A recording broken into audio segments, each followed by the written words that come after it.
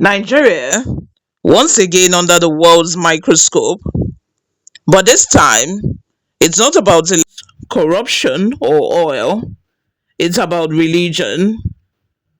A new bill moving through the United States Congress has sent shockwaves through Abuja and beyond.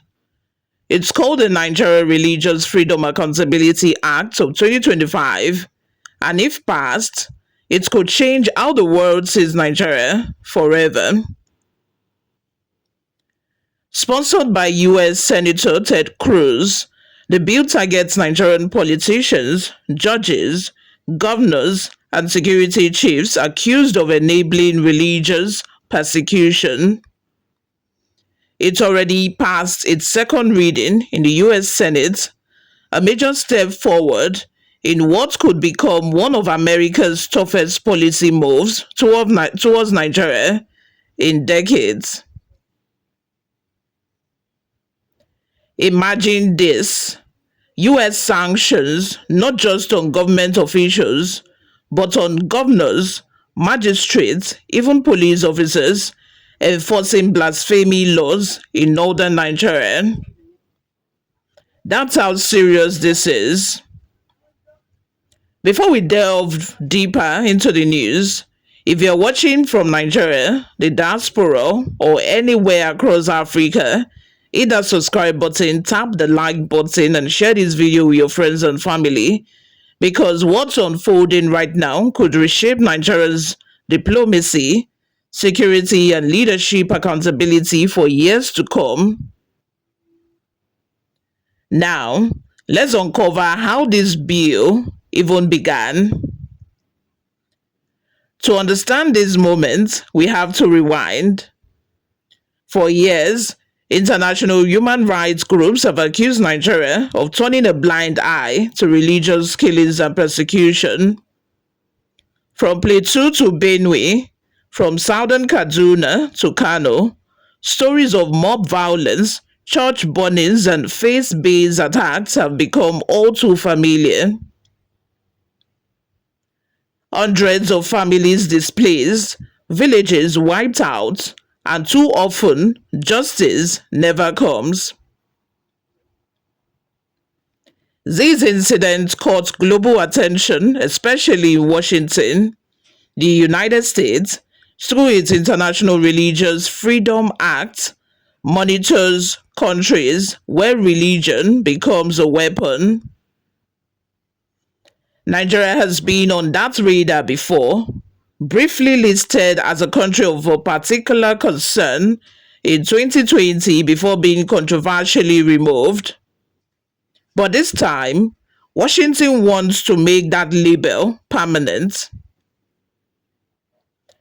The Ted Cruz bill is America's answer to years of reports from watchdogs, churches, and advocacy groups, all saying the same thing: Nigeria isn't protecting its religious minorities. So, what exactly is inside this bill? Let's break it down.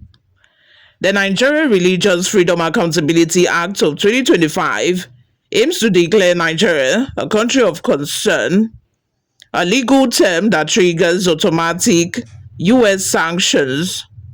That means visa bans on Nigerian officials, freezing of assets abroad, suspension of US military aid and training, and restrictions on arms sales and intelligence sharing. It also mandates the US State Department to publish an annual list of Nigerian individuals, both in government and outside, found to be complicit in religious persecution.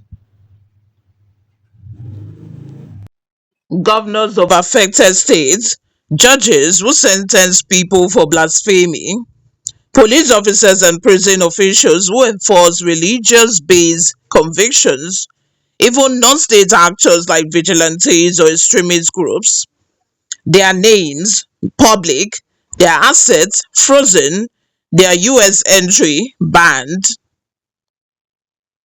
In the eyes of America, this is justice and accountability.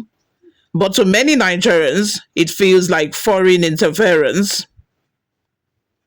And yet, the data supporting this bill is alarming.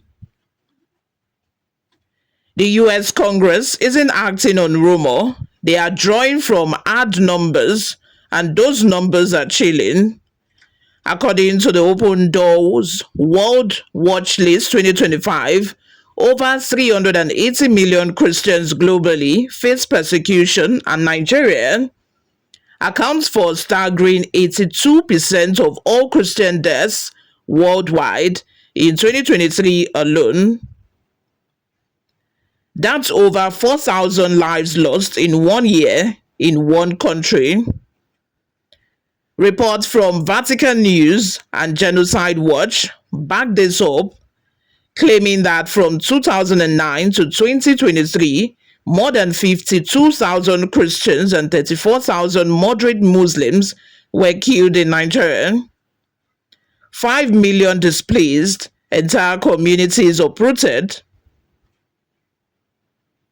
These are not just numbers, they are lives, families, children who will never see their parents again, parents who bury their sons for refusing to renounce their faith. Senator Ted Cruz described it as, quote, endemic persecution driven by Islamist jihadism and institutionalized Sharia law.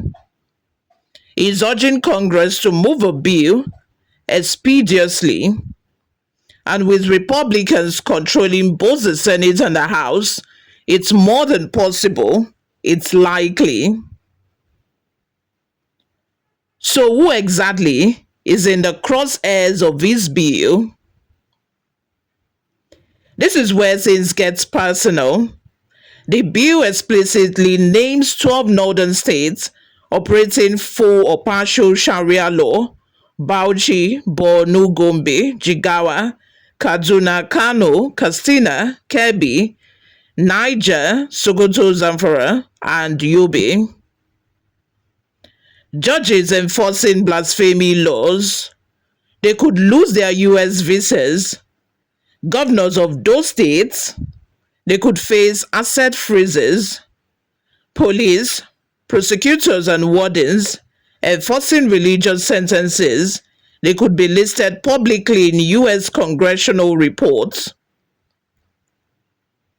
Even non-state actors, those so-called bandits attacking villages, fall under US definition of terrorists if their actions target civilians based on ideology.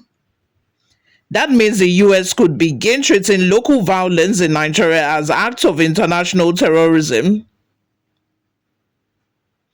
For the first time, Nigerian domestic issues might have global criminal consequences.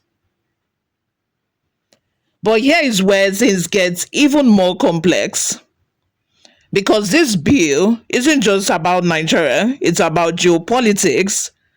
Shortly after Ted Cruz's announcement, China, one of Nigeria's strongest trade partners, reacted sharply.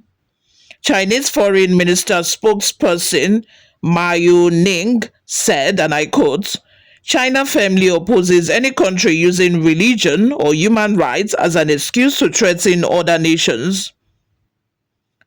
Translation: China sees this as Americans' attempt to reassert dominance in Africa at a time when Beijing's influence through loans, infrastructure, and trade is at an all-time high.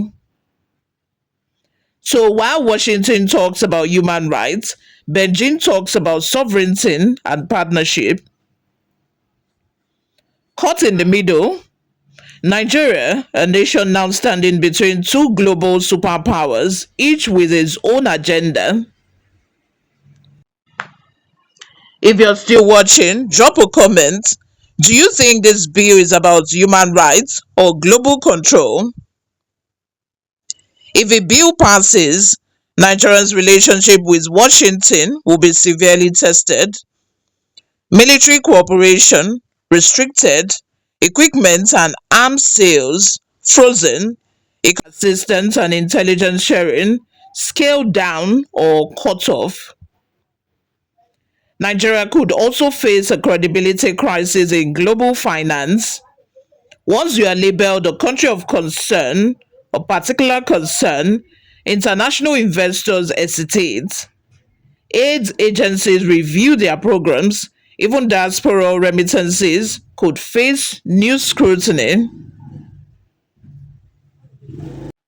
This isn't just about a government problem, it could affect ordinary Nigerians too. Visas denied, programs altered, development projects delayed. And yet, there is also hope. The bill outlines a clear path for Nigerians' removal from the blacklist. How has Nigeria responded so far? Officially, with silence. No major press briefings, no national address, no coordinated diplomatic outreach to Washington. A few human rights lawyers have praised the bill, calling it a wake up call. Others, especially in political circles, see it as an insult to national sovereignty. But the truth is, Nigeria is under observation. The international community wants to see reforms, not just statements.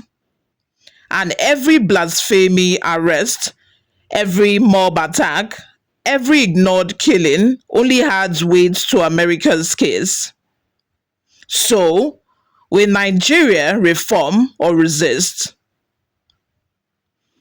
For Nigeria to escape sanctions, the US bill set out strict conditions: a significant reduction in anti Christian killings, dismantling of extremist networks, transparent prosecution of offenders, and revision of blasphemy laws in those 12 northern states. In short, Nigeria must prove it can protect its citizens regardless of faith. But given the slow pace of justice, the political complexity of Sharia systems, and corruption within enforcement agencies, the road ahead is steep. Still, every reform starts with pressure. And that brings us to the big question: will this bill, this unprecedented foreign pressure, finally make our politicians change? Will they stop ignoring the cries of those killed in their own villages? Will they finally confront extremism, not with words, but with justice? Or will they continue their usual dance, blaming, denying, and waiting for it all to blow up?